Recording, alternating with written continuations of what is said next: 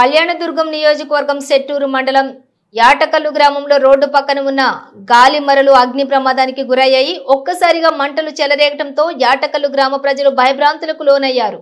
వెంటనే స్థానికులు అధికారులకు విషయాన్ని తెలిపారు. అగ్నిమాపక సిబ్బంది మంటలను అదుపులోకి తెచ్చారు. ప్రమాదానికి గల కారణాలు తెలియాల్సి ఉంది.